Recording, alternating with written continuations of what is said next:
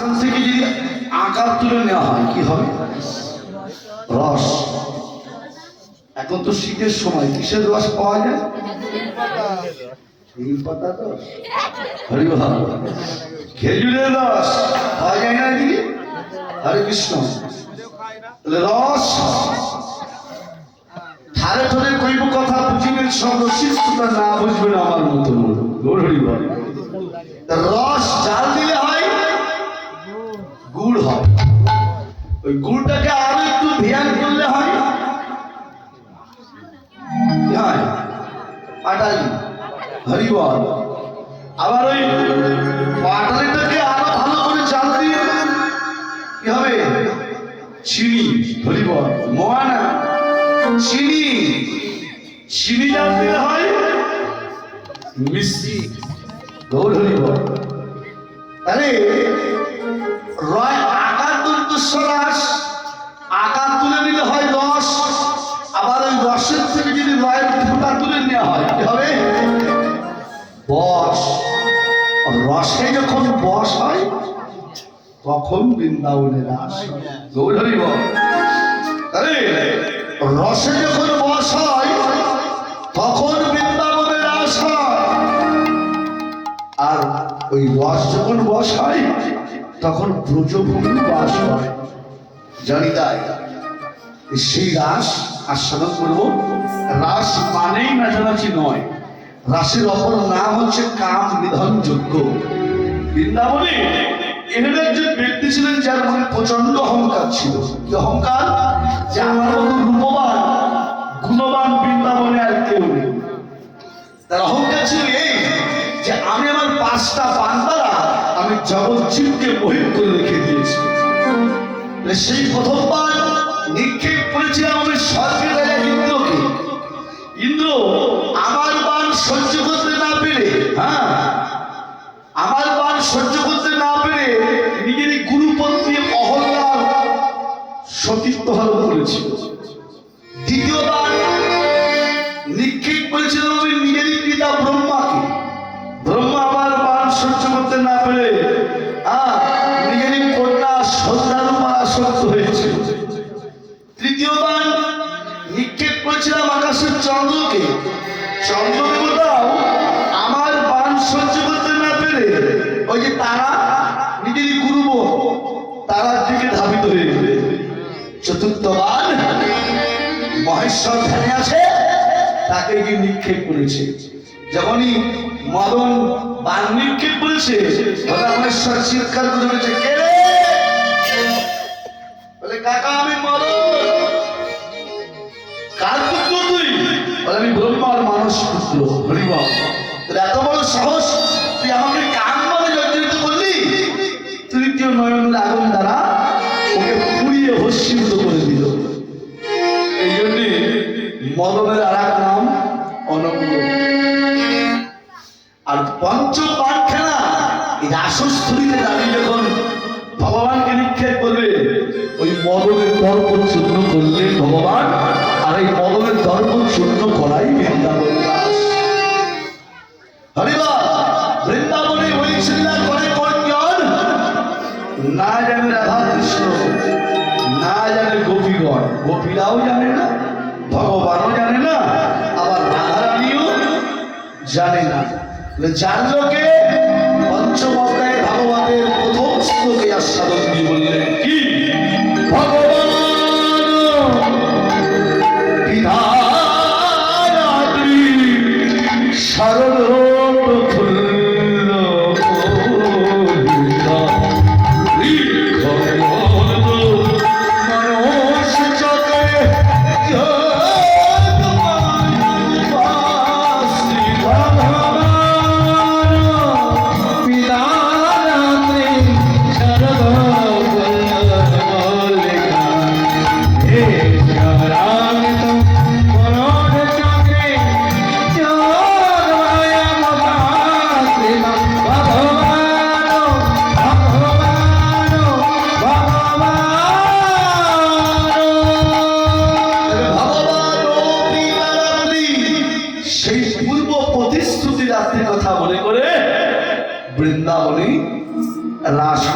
ভগবান উত্তর গোস্বরীরা সমর্পণ করে খ্রিস্টান নবমী সেবা করে মায়ের কোলে গিয়ে ঘুমিয়েছে। এদিকে পূর্ণিমার পূর্ণ চন্দ্রের করকিরণ গগন পটে দাঁড়িয়ে আমার ভগবানের বিলাস নিজের রোমাঞ্চকর অন্ধকার প্রবেশ করে আহ্বান করছে, এসো। তুমি না গোপীদের কথা দিয়েছিলে যে মনোবাসনা পূর্ণ করবে, আমি উদয় হয়েছি ভগবান, একটা বার কৃপা করে এসো। সঙ্গে সঙ্গে ঘুম ভেঙে গেল।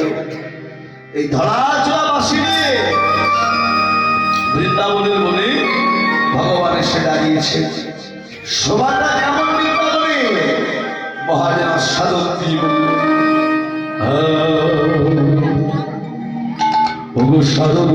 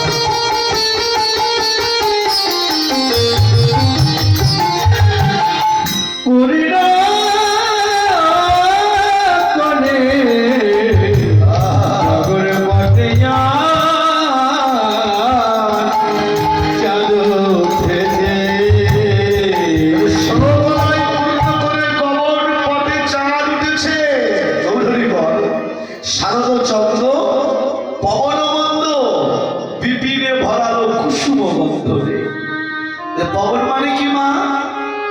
বাতাস। রাস। বৃন্দাবনে যখন রাস হয়েছিল তখন শরৎকাল ছিল, মৃদু মৃদু পবন বইছে, ধরিব মৃদু মৃদু পবন বইছে, আর বিপিনে ভরানো কুসুম গন্ধ। কুসুম মানে ফুল, ধরিব শুধু শরতের ফুলগুলো ফুটেছে, আমাদের ঋতু পানি, ঋতু ৬টি ঋতু। তাদের শরতের পূর্ণিমাই তো রাস হয়েছিল নাকি, মিলিয়ে নিন। হরে কৃষ্ণ। বৈশাখ জ্যৈষ্ঠী কি কাল? গৌরী বলে বৈশাখ জ্যৈষ্ঠ গ্রীষ্মকাল, আষাঢ় শ্রাবণ বর্ষাকাল, ভাদ্র অশ্বিন শরৎকাল। ভাদ্র আর আশ্বিন মাসে কি রাস হবে? রাসটা হয় কোন মাসে? বেশিরভাগ রাস হয় কার্তিক মাসে, আবার অগ্রহায়ণ মাসে হয়। তাহলে শরতের পূর্ণিমায় রাস হলো গৌরী। হরে কৃষ্ণ। আমাদের বাংলা মাসের প্রথম মাস বৈশাখ। যখন বৃন্দাবনে রাস হয়েছিল তখন কিন্তু বৈশাখ মাস ছিল না, তখন ছিল অগ্রহায়ণ মাস। আগের থেকে শুরু হতো অগ্রহায়ণ। অগ্র মানে আগে, হায়ণ মানে মাস। হরিব। সেই অগ্রহায়ণ মাস দিয়ে শুরু হলো। আজকে তাই বলছি, সেই শরতের পূর্ণিমায় ফুলগুলো ফুটেছে। বাকি যে ৫টা ঋতু তারা গোবিন্দের কাছে কেঁদে কেঁদে বলছে, গোবিন্দ আজকে যারা ফুটেছে শুধু তারাই তোমার কৃপা লাভ করবে। শুধু তারাই তোমার কৃপা পাবে। এই গোবিন্দের কৃপায় একযোগে বৃন্দাবনের ৬টা ঋতুর ফুল ফুটে উঠেছে। এখানে মহাজন শুধু একটা ঋতুর ফুল ফলের বর্ণনা করলেন। কোনটা? আমাদের ঋতুরাজকে বসন্ত, আর সেই বসন্ত ঋতুর ফুল ফলের কথাগুলো বললেন। এখানে কি কি কি ফুল ফুটেছে জানো?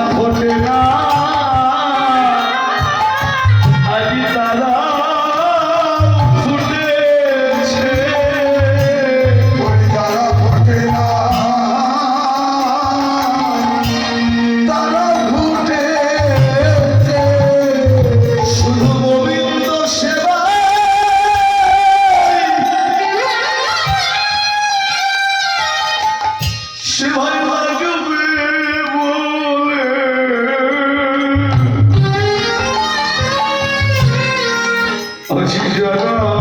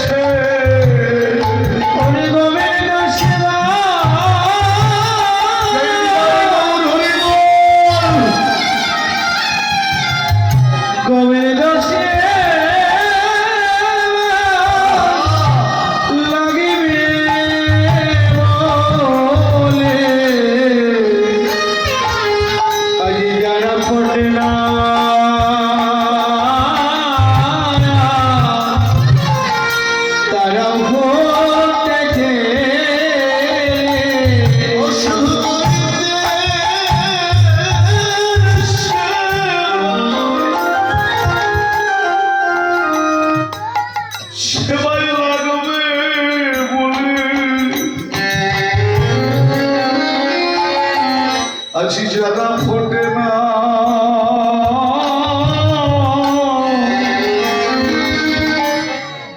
আগে তারা ফুটেছে ওরে গোবিন্দ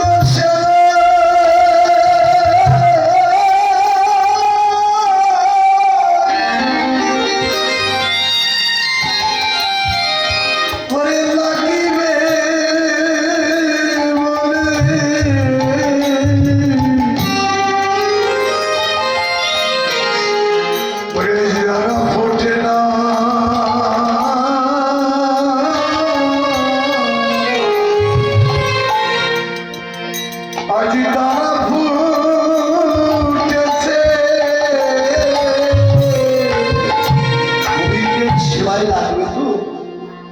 যারা ফুটে না আজকে তারাও ফুটেছে গৌরী বল মল্লিকা মালতী যুথি কত কত রকমের ফুল ফুটেছে গৌরী বল ভ্রমণের কাজ কি ফুলগুলো ফুটেছে আর ভ্রমণগুলো ফুলের চারিপাশে গিয়ে তারা গুনগুন গুনগুন গুনগুন গুনগুন করে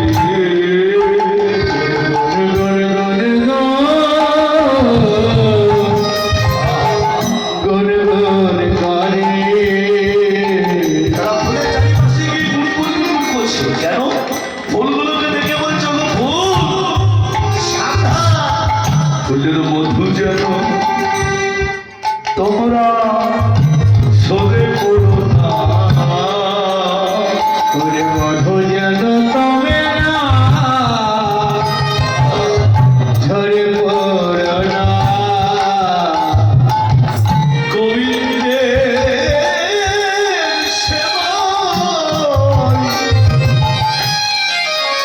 সেবায় লাগবে ফুলের মধু যেন সরে পড়ো না গোবিন্দের সেবা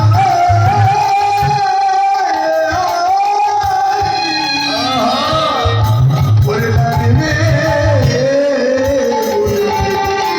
ফুলের মধু যেন তোমরা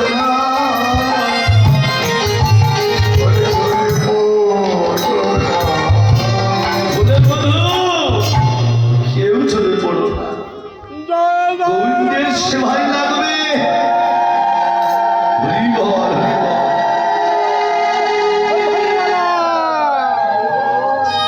গোবিন্দের সেবায় লাগবে তো কেউ যেন চলে পড়ো না গৌরী বল ফুলগুলো ফুটেছে ভ্রমণগুলো গিয়ে গুনগুন গুনগুন করছে আর বৈষ্ণব আশ্বানন্দী বললেন আমার ভগবান সেই পূর্ণিমার সেবা দর্শন করছে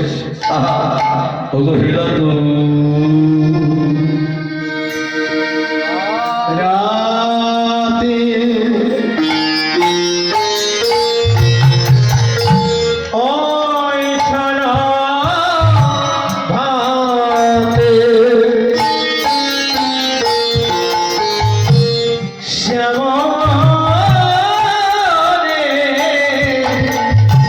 মদরে মাতে আরে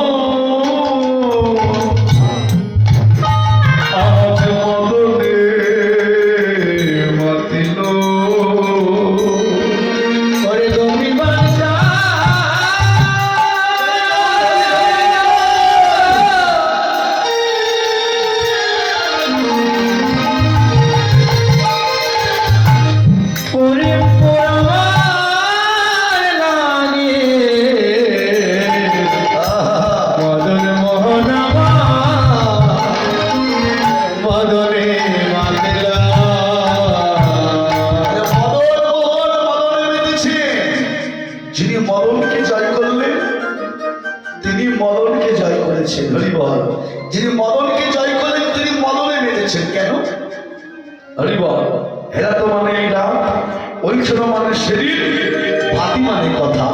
এই পূর্ণিমার রাত দর্শন করে ভগবানের সেই দিনের কথা মনে পড়ে গেছে। মন্দির যেদিন প্রজন্মনাগণ হেমন্তের প্রথম মাসে এক দিন থেকে 30টা দিন পর্যন্ত যে দেবী কাত্যায়নীর ব্রত পালন করেছিল, সে দেবী কাত্যায়নীর ব্রত পালন করেছে 31 দিনের দিন। দেবী কাত্যায়নীর মূর্তি মাটিতে অঙ্কিত করে দেবীর কাছে বর প্রার্থনা করেছিল, কি বল? হে দেবী কাত্যায়নী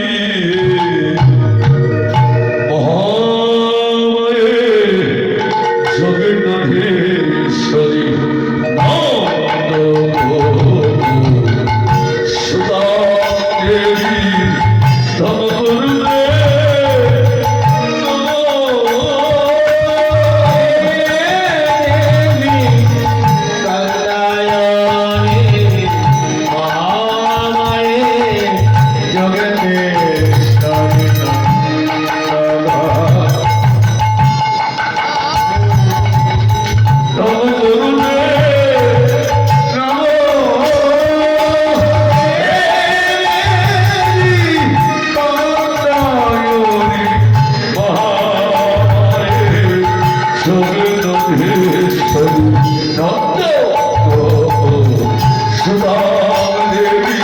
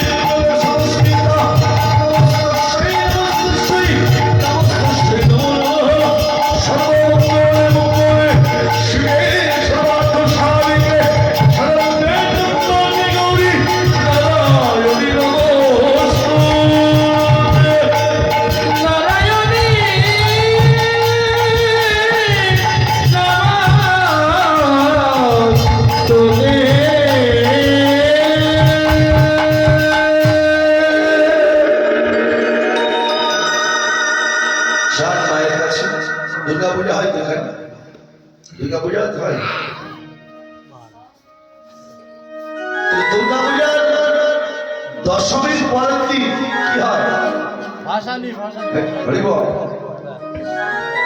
দশমীর পরের দিন কি মা? একাদশী।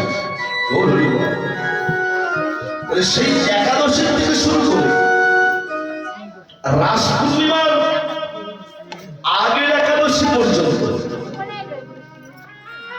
মধ্যের এই দিনগুলোকে কি দিন বলা হয়? একটু কিছুদিন আগে হয়ে গেল কি? হরে কৃষ্ণ। ও মাসি কি দিন বলো?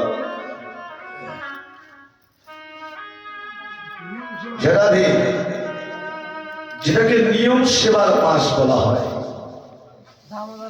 দামোদর মাস। আরে হরে কৃষ্ণ। গোপীরা ওই 31 দিনের দিন দেবী কাত্যায়নের মূর্তি মাটিতে অঙ্কিত করে দেবীর কাছে বর প্রার্থনা করেছিলেন, কি বল? হরি বল।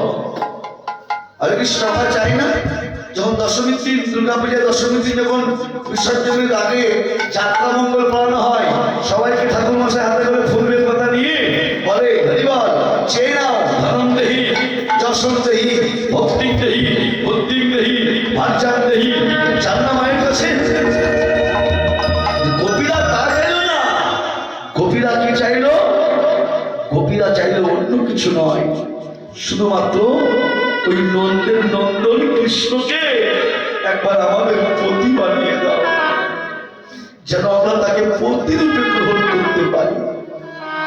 বলেছিলেন তথাস্তু, মনোবাসনা পূর্ণ হবে এই পূর্ণিমায় নয়, আসছে যে পূর্ণিমা, ওই পূর্ণিমায় আমি তোমাদের মনোবাসনা পূর্ণ করে দেব।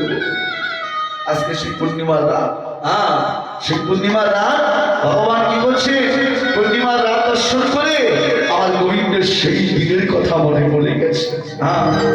মনে পড়ে গেছে আমার ভগবান কি করছে, গোপীদের মনোবাসনা পূর্ণ করবে।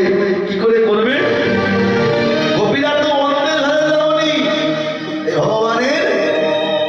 ভগবান বলছে আমি নিজে গিয়ে তো ডাকতে পারবো না। হাতে ছিল তার সর্ববিমোহনকারী অস্ত্র, তার সাধের মুরলী, সেই মুরলীতেই ভগবান নিমন্ত্রণ দিয়ে পাঠিয়ে দিচ্ছে। কেমন ভাবে?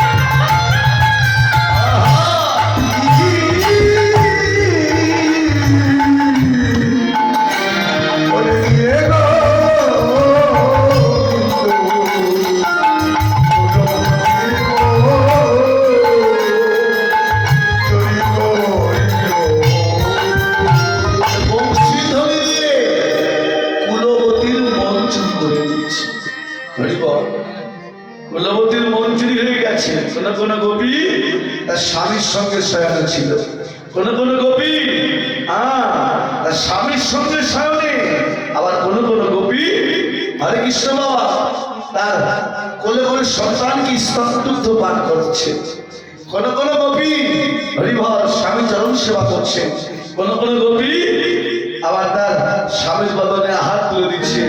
যখনই গোবিন্দের বংশীধ্বনি শ্রবণ করলে সমস্ত গোপিকাবৃন্দ উন্মাদিনী হয়ে গেল। শুনত গোপী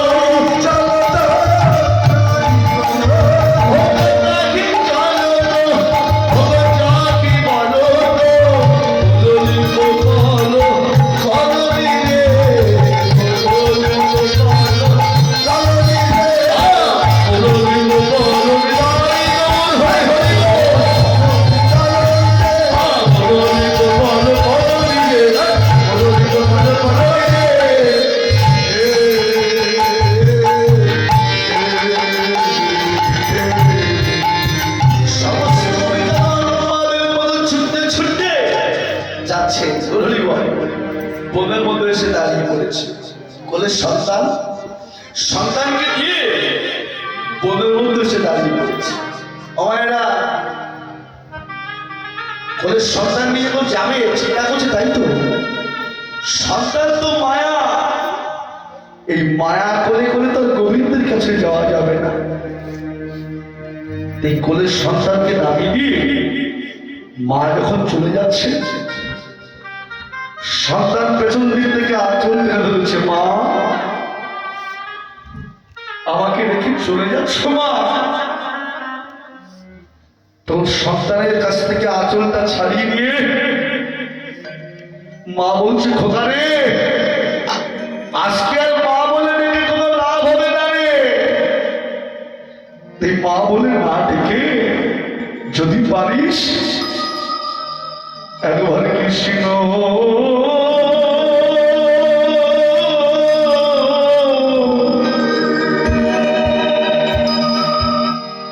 বলে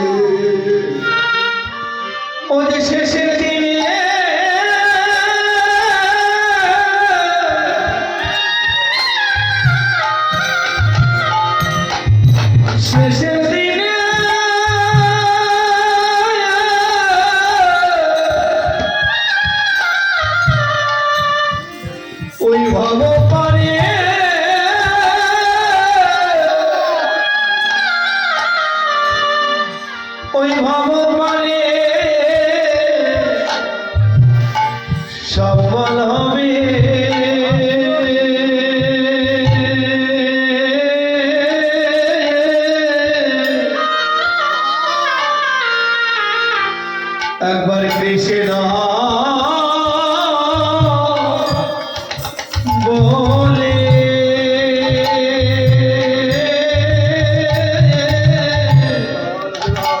কাঁদ রে খোকা রে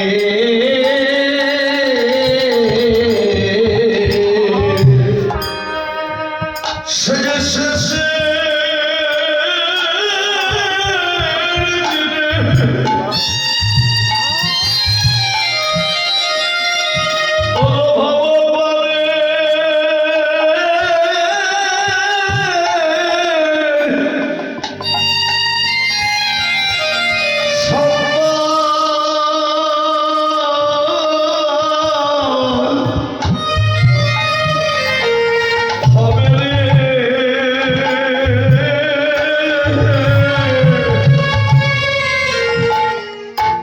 কৃষ্ণ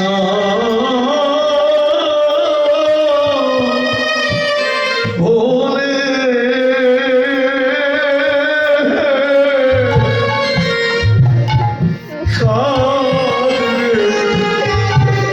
খোকা রে ওরে শেষের দিনে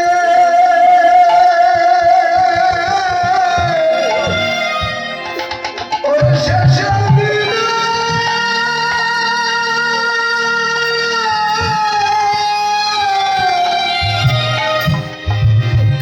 ওরে ভগবানে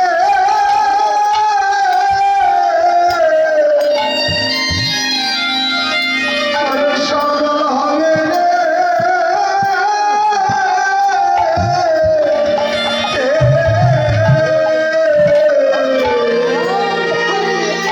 ওরে ওরে কৃষ্ণ বলে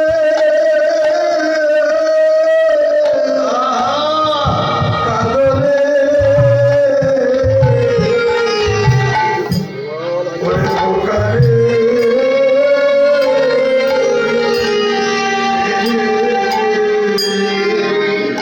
এসে দাঁড়িয়েছে তাদের স্বামীরা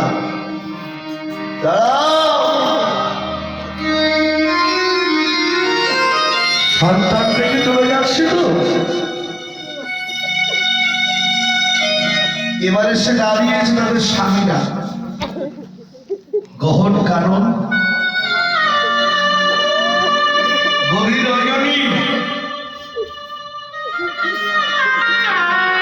এরকম করে বন্ধুবান্ধবের মতো শুনতে শুনতে কোথায় যাচ্ছ তোমরা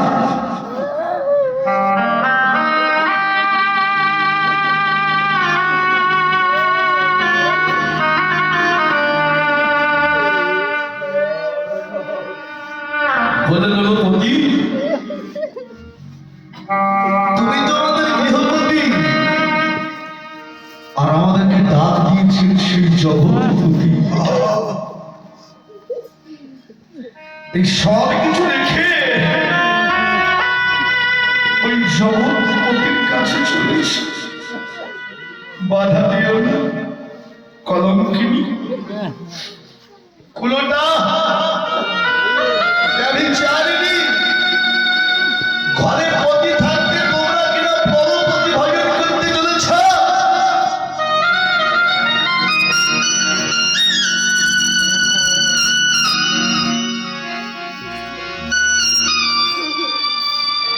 বলে এমন করে বলো না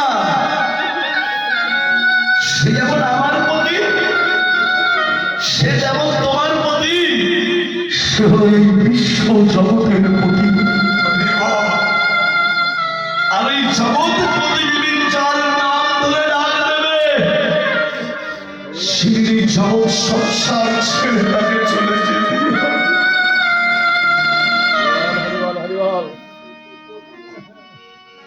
কোথাও যেতে পারবে না হাত ধরে টানতে টানতে নিয়ে ঘরের মধ্যে নিয়ে গিয়ে দরজা বন্ধ করে রাখলে কিন্তু বাবা মন যাদের একবার গোবিন্দ চরণের নিবেদন হয়ে গেছে সোনার শিকল দিয়েও কে আটকে রাখা যায় গোপীরা ওই ঘরে বসেই গোবিন্দকে বলছি গোবিন্দ পিতা মাতা যখন বিবাহ দিয়েছিল প্রভু নারায়ণকে সাক্ষী রেখে তখন এই দেহটাকে তুলে দিয়েছিল জগতের জগতের কিন্তু জাগতিক জগতের প্রতি যারা, এরা তো এই দেহ ছাড়া আর কিছু ভালোবাসে না। এই তোমার কাছে নিবেদন, জাগতিক জগতের তো প্রতির এই দেহের প্রতি অধিকার। এই দেহটাকে তুমি তার কাছে রেখে দিয়ে তুমি তোমার প্রাণটাকে তোমার চরণে নিয়ে যাও ভগবান। সঙ্গে সঙ্গে গোপী দেহ থেকে প্রাণগুলো চলে গেল। স্বামীরা চিন্তা করলো, এতক্ষণ চিন্তা করছিল, কান্নাকাটি করছিল, এখন আর করছে না, কি পালিয়ে গেল? ছুটতে ছুটতে গিয়ে ঘরের দরজাখানা খুলে দিয়ে তারা দেখতে পেল কেবল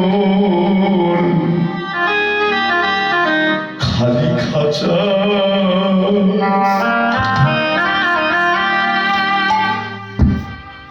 ও ঘুরে আছে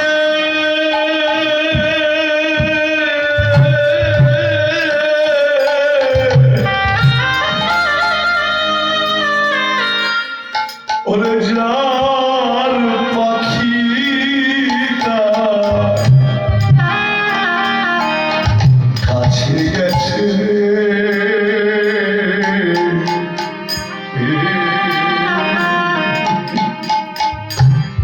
ওরে কেবল খালি খাঁচা পড়ে আছে রে।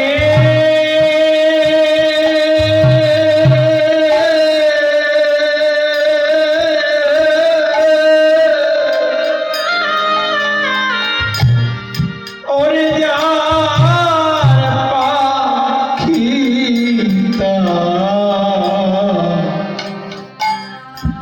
কাছে গেছে রে।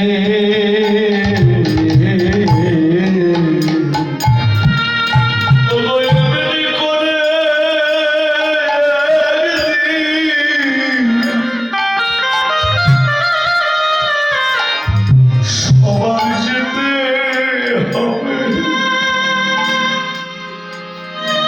এই ধরা ছেড়ে।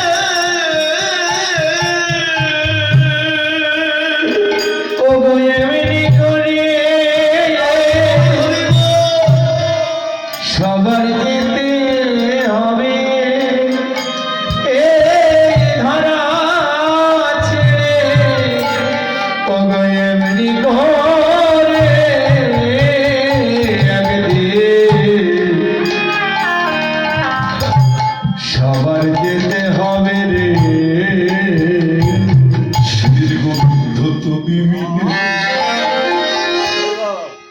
আর কোনো বান্ধব নাই।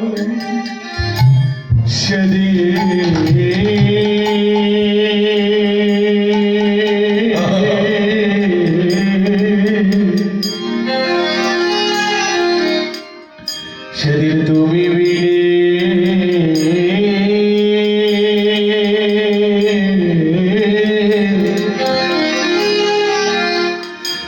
আমার করবার দয়া নাই রে।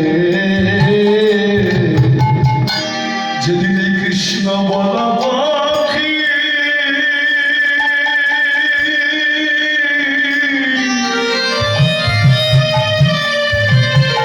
সেদিন গোবিন্দ বলা পাখি সেদিন ছিল জনমের মতো বিদায় দেবে। সেদিন গোবিন্দ তুমি বিদে আর কোনো বান্ধব নাই। যেদিন খাঁচা ছেড়ে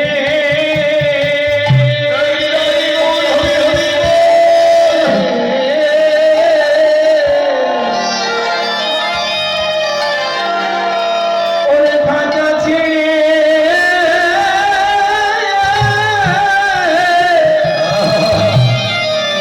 পাখি বিদায়